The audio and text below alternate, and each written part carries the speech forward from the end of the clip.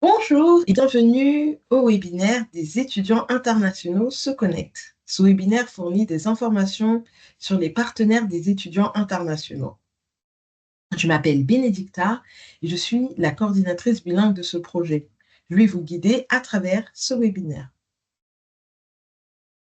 Alors, dans ce webinaire, nous allons passer en revue certaines stratégies et ressources disponibles pour les conjoints et partenaires des étudiants internationaux au Canada. Pour ce faire, nous allons faire une introduction, ensuite explorer les défis auxquels sont confrontés les partenaires des étudiants internationaux. Nous verrons aussi les ressources qui sont disponibles et enfin, quelles sont les prochaines étapes pour pouvoir surmonter tous les défis auxquels ces familles, ces membres de famille peuvent faire face. Alors, en termes d'introduction, on a vu qu'il y a, en tout cas, en regardant les statistiques, on voit qu'au cours des 2 dernières décennies, le Canada a connu une croissance considérable du nombre d'étudiants internationaux inscrits dans ces universités. Selon Statistique Canada, ce nombre est passé de près d'un demi-million en 2018 à 1 million en 2023. L'Ontario est en tête. Elle a enregistré la plus forte croissance d'une année à l'autre, gagnant 4 points de pourcentage en une seule année. Alors, il faut dire aussi que certains de ces étudiants internationaux, en particulier ceux inscrits au cycle supérieur, sont accompagnés par des membres de leur famille. Même si leur conjoint ne poursuit pas d'études, la majorité de ces accompagnants sont des femmes, ne poursuivent pas ces études. Il faut dire également que la majorité de ces accompagnants donc, sont des femmes, mais pas exclusivement.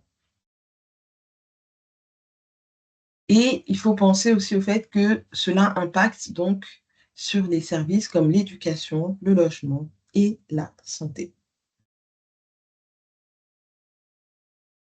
Donc maintenant, nous allons explorer les défis auxquels font face ces familles. Donc les partenaires accompagnateurs sont généralement hautement scolarisés, donc ils ont souvent des diplômes universitaires, nombre d'entre eux ayant obtenu un diplôme universitaire dans leur pays d'origine. Ils ont aussi des aspirations, de grandes aspirations professionnelles, que ce soit des nouvelles aspirations ou des aspirations dans la continuité de ce qu'ils faisaient avant. Ils ont souvent aussi une expérience professionnelle antérieure, donc dans leur pays d'origine, avec des années d'expérience professionnelle. Ils sont également souvent tuteurs principaux, donc ils ont des enfants et des fois, il y a également leur partenaire. Avec ces compétences, les bonnes stratégies en place, vous pouvez certainement surmonter les défis et réussir tout en soutenant et en prenant soin de votre famille tout au long de votre parcours d'études. Donc, nous allons explorer les étapes qui pourraient mener à votre réussite. Donc, les conjoints d'étudiants internationaux sont confrontés déjà, il faut partir des contraintes pour pouvoir trouver ensuite des solutions. Donc, voici 5 problèmes majeurs qu'ils peuvent rencontrer. Donc, de 1, la maîtrise de la langue, qui est vraiment une clé pour l'adaptation sociale. On voit que certains conjoints d'étudiants internationaux rencontrent des barrières linguistiques selon une étude réalisée par la Revue canadienne de l'enseignement supérieur. La langue est le point commun pour nous unir, c'est la seule chose qui nous aide à nous adapter. Il y a aussi le manque de réseau de soutien, qui est une autre barrière. Donc, lorsque nous parlons du manque de réseau de soutien, nous faisons référence aux structures familiales qui seraient disponibles dans le pays d'origine. Il existe également de nombreux groupes, structures et opportunités dans le campus de réseauter avec des personnes qui partagent les mêmes idées. Certains partenaires reçoivent un soutien inadéquat de leur mari, qui eux-mêmes peuvent également être aux prises aux différents problèmes d'adaptation, en particulier la pression scolaire dans un nouvel environnement, ce qui peut se traduire par une énergie limitée pour leur conjoint et les autres membres de la famille. La troisième difficulté, c'est le stress psychologique. En raison des intersections entre la maîtrise de la langue, le manque d'adaptation sociale, de nombreux APIS ont déclaré souffrir de stress psychologique. Alors, il y a aussi le fait de tomber entre les mailles du filet des services institutionnels. Le manque de services, de programmes pertinents au niveau institutionnel et spécifiquement ciblés sur cette population contribue également aux difficultés d'adaptation des partenaires qui accompagnent les étudiants internationaux. Enfin, il y a les exigences parentales. Les problèmes parentaux ajoutent un autre niveau de difficulté d'adaptation pour les familles étudiantes internationales avec enfants. Donc, il y a une revue qui a constaté que la plupart des APIS de leur étude se sentaient stressés, épuisés de s'occuper seuls des enfants en raison de manque de connaissances, d'expérience, de soutien en matière d'éducation des enfants de la part de leurs parents ou d'autres membres de la famille qu'ils auraient reçu en fait s'ils étaient toujours dans leur pays d'origine. Parlons maintenant de la barrière linguistique. Donc, dans une étude portant sur les partenaires accompagnateurs coréens d'études internationaux aux États-Unis, donc les APIS, comme on a pu en parler tout à l'heure, Kim a rapporté que l'incapacité ou la maîtrise limitée de l'anglais chez les participants les rendait réservés dans leur interaction sociale. Ça augmentait leur dépendance envers leur mari pour les démarches du quotidien, par exemple répondre au téléphone, et que ça entraînait un stress psychologique, notamment un sentiment d'inutilité et de vide. Donc on voit toutes ces difficultés que peuvent vivre les partenaires des étudiants internationaux, de par la barrière linguistique. Donc là, on va un peu plus en profondeur de tout ce dont on a parlé. Donc maintenant, on va un peu plus en profondeur sur l'absence de réseau de soutien social. Donc le manque de réseau de soutien social. Donc certains partenaires accompagnateurs d'étudiants internationaux ont déclaré avoir reçu un soutien insuffisant de la part de leurs conjoints, qui eux-mêmes ont également dû faire face à leurs propres difficultés d'adaptation, en particulier donc la pression qu'ils peuvent vivre dans leur nouvel environnement, ce qui fait qu'ils ont peu d'énergie à donner à leur famille. D'autres ont noté la perte de leurs réseaux sociaux, tels que les membres de la famille élargie, les parents, donc qui constituent en fait un soutien émotionnel et instrumental, ce qui entraîne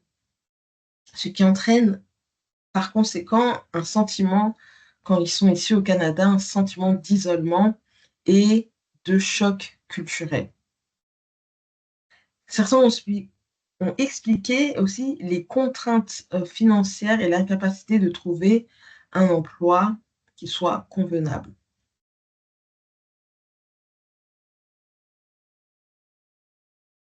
Au niveau du stress psychologique, qui peut être un sentiment de stress, y compris la solitude, la dépression, la frustration, l'anxiété, l'insomnie, la panique, la nervosité, la colère et l'épuisement. Donc, c'est plusieurs éléments qui ont pu être ressortis d'après une étude in the Canadian Journal of Higher Education Accompanying Partners of International Students, qui a été écrit par Arthur en 2016.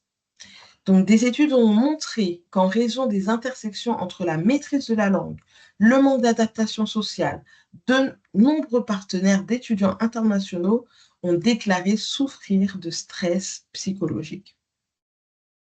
Les étudiants sont surtaxés Ils peuvent ne pas être en mesure de passer beaucoup de temps avec leur partenaire, une réalité qui peut intensifier les sentiments d'isolement, de dépression pour l'un ou les deux partenaires. Donc, on peut se demander quelles sont les retombées de ces stress. Lorsque leurs partenaires réagissent par la frustration, il en résulte souvent dans des tensions et des conflits conjugaux. Certains partenaires ont vécu une crise d'identité, se blâmant de se sentir inadéquats et sans système de soutien social. Ils se sont retrouvés coincés dans des situations où il n'y avait pas d'endroit où aller lorsqu'ils avaient des désaccords avec leur conjoint ou partenaire. Au niveau des services institutionnels, donc le manque de services et de programmes pertinents au niveau institutionnel et spécifiquement ciblés pour la population des étudiants internationaux et leurs partenaires, ça contribue aux difficultés d'adaptation de ces partenaires accompagnateurs. Donc, il y a un accès limité aux informations relatives à l'adaptation et à l'intégration. En raison de leur statut d'immigrants en tant que visiteurs, les conjoints d'étudiants internationaux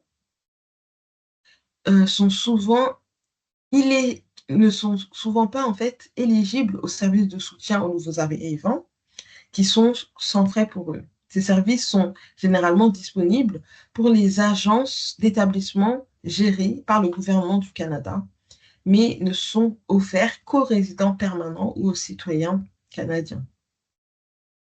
Non seulement les conjoints et les membres de la famille ne sont pas admissibles aux aides gouvernementales, mais ils ne sont pas non plus admissibles aux services offerts dans les établissements fréquentés par les conjoints, ce qui les fait se sentir comme des étrangers.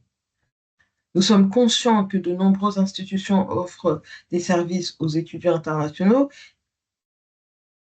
qui ne s'étendent pas aux membres de la famille qui les accompagnent. Notre projet offre cependant des services d'établissement disponibles pour l'établissement des participants,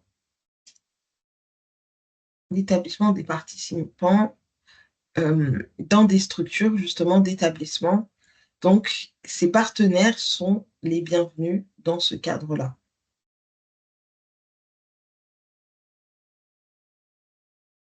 Les défis parentaux. Selon le Journal canadien de l'enseignement supérieur, les problèmes parentaux ont ajouté un autre niveau de difficulté d'adaptation pour les familles d'étudiantes internationales avec enfants.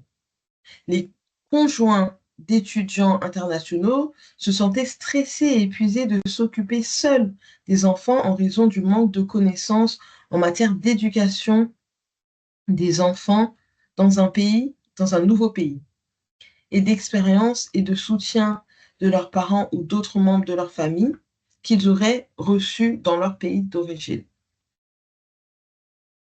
Donc, une étude de Fonseca en 1995 a discuté des facteurs liés au stress parental et à la satisfaction des familles d'étudiants internationaux. Les, les enfants des étudiants internationaux, leurs conjoints tirent des avantages positifs de l'expérience d'études à l'étranger. Donc, il y a comme par exemple l'acquisition de la langue anglaise, l'opportunité éducative, les nouvelles expériences culturelles, la possibilité d'emploi. Les parents et les enfants, selon leur âge, pourraient avoir des possibilités d'emploi qui qui ne leur étaient pas, peut-être pas disponibles. Après avoir déménagé dans un nouveau pays, ce sont souvent les défis auxquels sont confrontés non seulement les conjoints des étudiants internationaux, mais aussi les enfants qui les accompagnent. Donc, ces difficultés sont comme par exemple le choc des cultures, le manque de soutien familial, la perte de sa propre langue et la perte de ses propres valeurs. Toutes ces données, trouver leur source donc dans le Canadian Journal of Higher Education, donc une revue canadienne d'enseignement supérieur.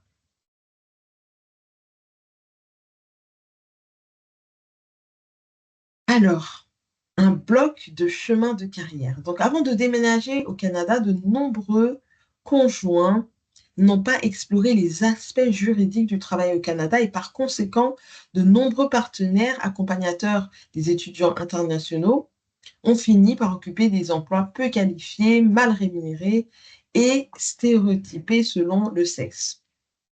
Donc des emplois tels que caissier, chef, garde d'enfants, service domestique ou autres emplois de vente ou au détail.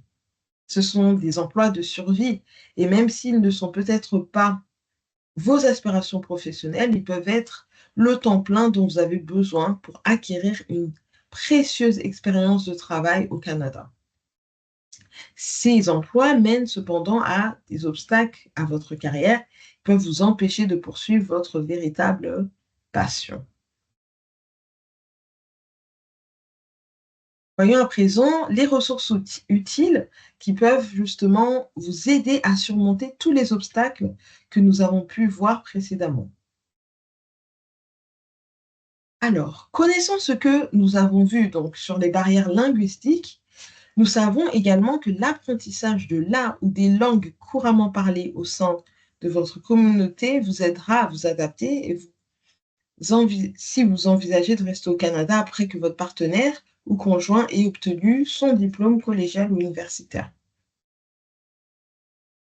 Vous n'êtes peut-être pas éligible au service gratuit, mais vous pourrez peut-être payer des frais minimes pour accéder au service. Il existe également des programmes privés de SL. Ceux-ci sont généralement proposés dans les écoles de langue, les collèges et universités. Ils s'adressent principalement aux visiteurs du Canada et aux étudiants internationaux. En règle générale, il y a des frais pour ces programmes.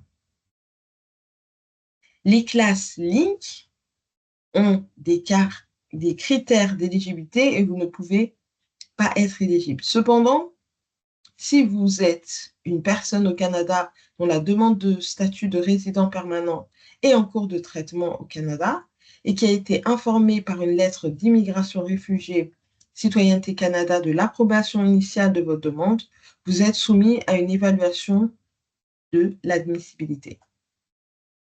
En Ontario, le programme de cours de langue pour les nouveaux arrivants est généralement offert en anglais. Donc, le programme CLIC. Cependant, il existe quelques établissements qui l'offrent en français. Le programme de français est appelé cours de langue pour les immigrants au Canada. Les institutions suivantes donc offrent ce programme. Donc, il y a ontariocollege.ca, comme vous le voyez noté en bas de la diapositive. Il y a également, vous pouvez également aller sur le site d'établissement.org.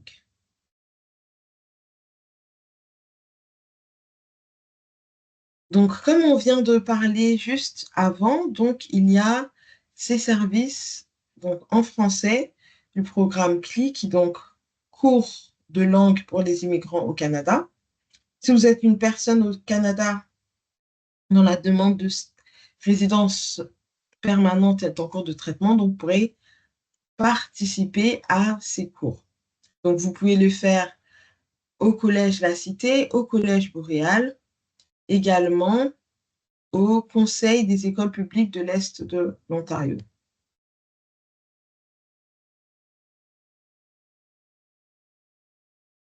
Au niveau de votre santé mentale, donc, notre santé mentale est essentielle à notre succès. Certains jours, vous vous sentez bien et d'autres moins bien. Par exemple, les sentiments de stress, y compris la solitude, la dépression, la frustration, l'anxiété, l'insomnie, la panique, la nervosité, la colère, l'impuissance sont quelques-uns des problèmes auxquels les étudiants internationaux sont confrontés et sont classés dans la catégorie de santé mentale et bien-être. Vous pouvez obtenir de l'aide pour votre santé mentale. De nombreux professionnels et services peuvent vous aider à améliorer ou à maintenir votre santé mentale. Donc, vous pouvez visiter les sites web suivants pour plus d'informations. Donc, par exemple, le site web établissement.org, le site web de connexontario.ca et également l'Association canadienne pour la santé mentale, le CMHA, qui pourront vous aider dans cette démarche de prendre soin de votre santé mentale.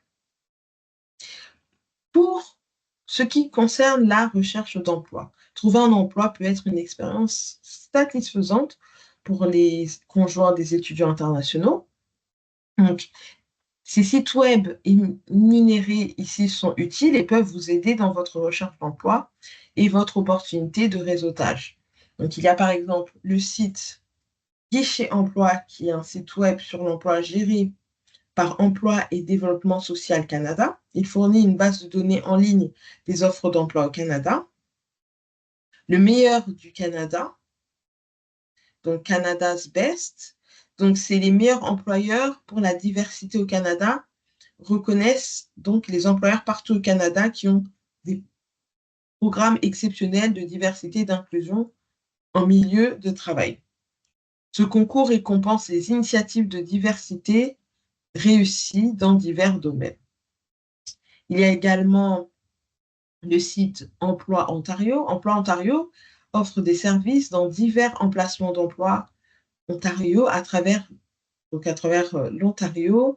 Ces services sont financés par le gouvernement de l'Ontario et aident à développer des compétences ou à aider les clients à trouver un emploi. Bien que vous ne puissiez pas bénéficier de tous les services fournis par cet organisme, vous pourriez être admissible au service de soutien à l'emploi si vous avez un permis de travail valide. Enfin, vous avez le site établissement.org donc qui aide dans la recherche d'emploi pour les nouveaux arrivants. En ce qui concerne la garde d'enfants, donc en Ontario, il y a le programme pour l'enfance et la famille de l'Ontario. Donc ça comprend 4 programmes dans les collectivités de l'Ontario et c'est financé par la province pour la petite enfance. Ces centres sont situés dans toutes les collectivités de l'Ontario. Le but de ces programmes est d'améliorer la qualité et l'uniformité des programmes pour enfants et familles partout en Ontario, en veillant à ce que tous les futurs parents, soignants, fournisseurs de services de garde en milieu famille aient accès à des services de haute qualité qui les soutiennent dans leur rôle.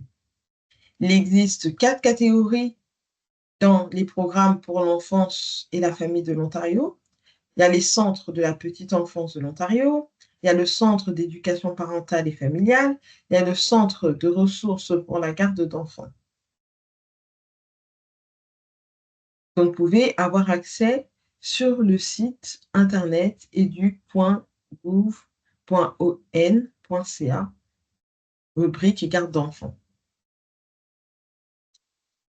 Maintenant que nous avons identifié les défis, trouvons plus en profondeur des moyens de les surmonter.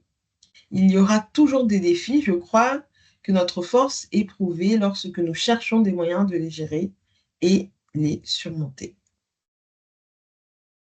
Bien qu'il existe des programmes comme le programme des travailleurs étrangers temporaires, de nombreux employeurs au Canada préfèrent embaucher des personnes ayant une expérience de travail et des références au Canada. La première étape pour acquérir une expérience de travail au Canada est d'obtenir un permis de travail. Si vous avez une barrière linguistique, inscrivez-vous à des cours de langue. Rappelez-vous qu'il peut y avoir des frais minimes, mais cela vaudra chaque centime. Le bénévolat est une autre excellente façon d'acquérir de l'expérience avec un organisme qui a un programme établi qui fournit des choses comme un dossier de travail bénévole, des lettres de référence pour les bénévoles. Une fois que vous avez atteint les objectifs à court terme, vous pouvez ensuite travailler pour atteindre les objectifs à plus long terme. Vous constaterez peut-être que vous commencerez à ressentir un sentiment de normalité. Prévoyez de chercher du travail dans votre propre domaine après avoir acquis une expérience canadienne suffisante dans ces rôles de débutant et de bénévolat. Si votre conjoint est admissible à la résidence permanente, vous pouvez continuer à planifier après l'obtention de votre diplôme ou votre conjoint peut alors demander le permis de travail post-universitaire et ensuite la résidence permanente pour la famille. Donc, pour le permis de travail ouvert, donc, les époux et conjoints de fait des étudiants internationaux au Canada peuvent demander un permis de travail ouvert. Le permis de travail est valable pour la même période que le permis de travail des étudiants, le permis d'études des étudiants internationaux. Il y a des critères d'admissibilité à respecter dont nous parlerons un peu plus loin dans la diapositive. Un permis de travail ouvert est un permis de travail qui n'est pas spécifique à un seul emploi. Ces permis ne nécessitent pas une étude d'impact sur le marché du travail, d'emploi, de développement social au Canada, ou une preuve qu'un employeur a soumis une offre d'emploi via le portail des employeurs et payé des frais de conformité de l'employeur. Dans la plupart des cas, vous devez payer des frais de permis de travail ouvert en même temps que les frais de permis de travail. À partir de janvier 2025, votre époux ou conjoint de fait pourrait être admissible à un permis de travail ouvert si vous avez un permis d'études valide et vous trouvez dans l'une des situations suivantes. Donc, si vous êtes inscrit à un programme de maîtrise de 16 mois ou plus, être inscrit dans un programme de doctorat ou pour certains programmes professionnels admissibles comme un doctorat en médecine, en obstétrie, ou un bac de droit, un bac en soins infirmiers, ou dans un secteur qui est confronté à une pénurie de main-d'œuvre. Donc, ceux-là sont les nouvelles restrictions depuis le mois de janvier 2025. Alors maintenant, le processus de demande de permis de travail. Il existe deux façons de demander un permis de travail pour époux et conjoint de fait. Donc, vous pouvez donc soit postuler en ligne. Donc, si vous postulez en ligne, il faut avoir accès à un scanner ou à un appareil photo numérique pour faire des copies électroniques de vos documents à télécharger. Il faut également avoir une carte de crédit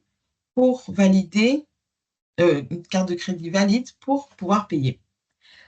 Alors, par contre, si vous postulez au format papier, il y a une condition qui s'applique. Donc, c'est seulement dans le cas où vous avez un handicap, où vous avez un problème en ligne, un problème technique lié à la demande en ligne. Donc, pour postuler en version papier, vous devez obtenir le pack d'application, vous assurer de lire attentivement le guide de candidature, car l'immigration ne rembourse pas les frais de candidature. Il faut remplir la demande en répondant à toutes les questions soigneusement, complètement et honnêtement. Joignez tous les documents requis, sinon la demande ne sera pas remplie. Donc, il faut soumettre la candidature à l'adresse postale figurant dans le colis. C'est ici que vous devrez envoyer votre candidature. Alors, une autre clé pour pouvoir résoudre les barrières, les difficultés dans votre intégration en Ontario, c'est améliorer ses compétences linguistiques. Donc, notre expérience dans le secteur de l'établissement nous montre que les nouveaux arrivants maîtrisant l'anglais ou le français ont plus de succès à trouver un emploi valorisant au Canada. Nous avons fourni des ressources pour le soutien linguistique un peu plus tout à l'heure. Donc, n'hésitez pas à les explorer afin de mettre toutes vos chances de votre côté pour réussir dans votre nouveau pays. Donc, vous avez plusieurs options comme prendre des cours de langue, visiter des centres communautaires locaux, interagir avec les personnes extérieures à votre communauté culturelle. Alors, Une autre manière de relever les défis, c'est d'augmenter le système de soutien. Donc, la création de réseaux locaux et liés au travail est un autre élément important de la poursuite des objectifs de carrière au Canada. Bien qu'il ait des aspects positifs et négatifs du réseautage, la réalité est que de nombreux Canadiens trouvent du travail grâce à leur réseau et leurs contacts personnels. Au Canada, les lieux de culte offrent souvent des services sociaux. Par exemple, ils peuvent organiser de la nourriture ou des vêtements pour les personnes dans le besoin ou aider les nouveaux arrivants à s'installer dans leur communauté.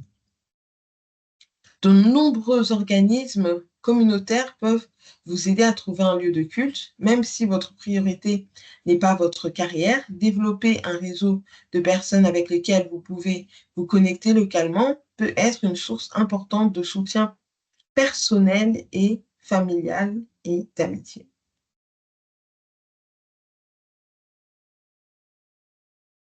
Impliquez-vous grâce au bénévolat. Donc, le bénévolat, il profite à la fois aux autres, mais il bénéficie aussi à vous-même. Il peut vous donner la possibilité d'aider les autres et peut également être la porte d'entrée pour trouver un emploi intéressant. En faisant du bénévolat, vous aurez l'occasion d'acquérir de nouvelles compétences, de continuer à développer vos compétences existantes, de pratiquer l'anglais et de rencontrer de nouvelles personnes. Il vous permet de créer des réseaux, d'acquérir une expérience canadienne et d'en apprendre davantage sur l'environnement de travail de votre communauté. Bien que cela puisse sembler un pas en arrière, obtenir un travail d'entrée de gamme, même dans un domaine qui n'est pas lié aux objectifs de carrière à long terme, est une façon de résoudre cette question. Donc, vous avez plusieurs sites. Donc, il y a le site de Bénévoles Canada. Donc, Bénévoles Canada a été fondé en 1977. C'est un organisme qui collabore avec des centres de bénévolat, des entreprises, des organismes sans but lucratif, des gouvernements, des établissements d'enseignement pour promouvoir le bénévolat dans nos communautés. Il y a aussi le Centre d'action bénévole de l'Ontario. Donc, sur le site web du Centre d'action bénévole de l'Ontario, vous trouverez des renseignements précieux, notamment une liste des centres d'action bénévole dans plusieurs quartiers de l'Ontario. Trouvez celui qui est le plus proche de vous pour obtenir des informations et une assistance. Explorez tous les supports formels disponibles. Enfin, il sera utile d'explorer les types de carrières, d'emplois, d'autres programmes et de services de soutien que l'université ou le collège de votre conjoint partenaire offre aux familles d'étudiants internationaux. Certains services sur le campus seront limités aux étudiants, tandis que d'autres peuvent s'étendre aux partenaires accompagnateurs. Certaines universités et collèges ont modifié leur politique en réponse à l'augmentation du nombre d'étudiants internationaux qu'ils recrutent. Donc, il faut prendre le temps d'explorer ces services qui peuvent vous fournir des informations et un soutien important pour vous permettre de poursuivre vos futurs objectifs de carrière. Parlons à présent de ce programme, les étudiants internationaux se connectent. Donc, le ministère des Services à l'enfance et des services sociaux et communautaires de l'Ontario finance ce projet afin d'offrir des mesures de soutien aux étudiants internationaux et à leurs familles. Coastie Immigrant Services est un organisme multiculturel à vocation communautaire qui sert chaque année plus de 39 000 clients dans ses 19 bureaux situés dans la région du Grand Toronto. Donc, Coastie coordonne ce projet pour l'ensemble de l'Ontario. Voyons quelles sont les ressources de ce projet. Donc, en ressources, vous avez premièrement le site internet. Vous avez également les séances créant des connexions qui peuvent être faites, proposées en format virtuel et également en format en présentiel. Vous pouvez aussi avoir accès aux séances individuelles. Il y a également des webinaires qui sont disponibles sur le site internet. Il y a un livret, un guide, des fiches d'information, un plan de transition et un chatbot. Tout cela sont accessibles via notre site internet. Donc là, vous avez une capture d'écran de ce fameux plan de transition. Donc ce plan de transition permet de conserver un dossier de tâches et de prévoir les délais. Donc ça vous aide à avoir comme un document qui vous permet de voir les étapes qui vous restent à faire, comme une liste de contrôle des démarches pour pouvoir avoir une meilleure intégration en Ontario.